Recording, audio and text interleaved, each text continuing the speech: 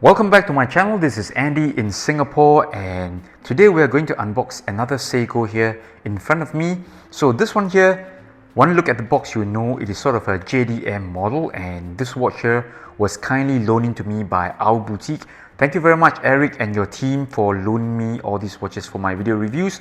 Let me just flip up this outer box here, and here you will see that it reveals the inner box, which is done in sort of a faux leather type of finish.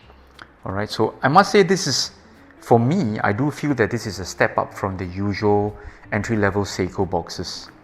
So without further ado, let me just flip up this inner box over here. Ta-da! Alright, and we've got the watch here. This one here is the latest Baby Alpinist series. Alright, it's from the latest series. I think the entire series was launched earlier this year, and they feature 3 or 4 models with leather straps.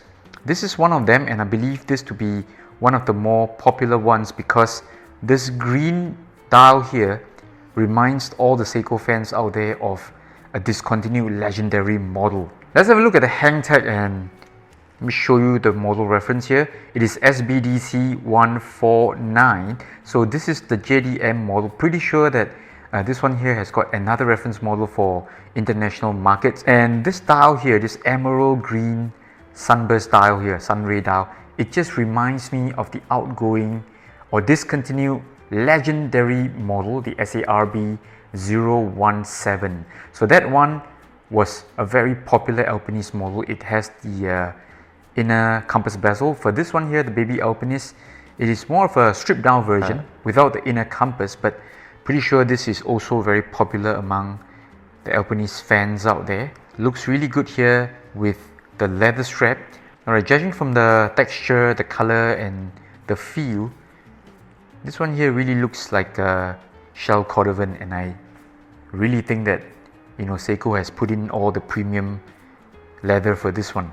And now with all the packaging out of the way, I've pushed everything upwards. So, you know, the boxes are out of the shot now. Let's have a closer look at the SBDC149 Baby Alpinist, and I really think this sunray dial here, emerald green, is just lovely. Alright, so paired with a dark strap and the 4 patina look on the markers, I think looks really good. I'm not a big fan of this white date disc, okay? Usually this is my pet peeve when it comes to Seiko watches. Alright, so you bother to put all the 4 patina markers on the handset as well as the markers, but then you leave the date disc to be pure white. My opinion, that's a fail. Alright, let's go on and do the hand alignment check. Start with 5 o'clock. Alright, looks good. 6 o'clock. Alright, so, well, I've been really lucky because I don't get badly misaligned Seiko models, alright? And I assure you, Eric does not select the watches for me, alright? He does not pick the best watches without any misalignment. So this one here houses the 6R35 movement. Nothing much to look at, but they've included a display case back. And over here, I think this watch, you know, it is very wearable because they've also scaled down on the dimensions a little bit. If I'm not wrong, this is 38 or 38.5. Alright, let me quickly do a fake wrist shot for you because I can't buckle up the watch. Alright, I don't want to risk creasing the strap or bending the strap. Alright, so have a look at the fake wrist shot over here. The watch wears very well because, you know, 38, 38.5, not a problem at all for my smaller wrist. 17 cm or 6 3/4 inch.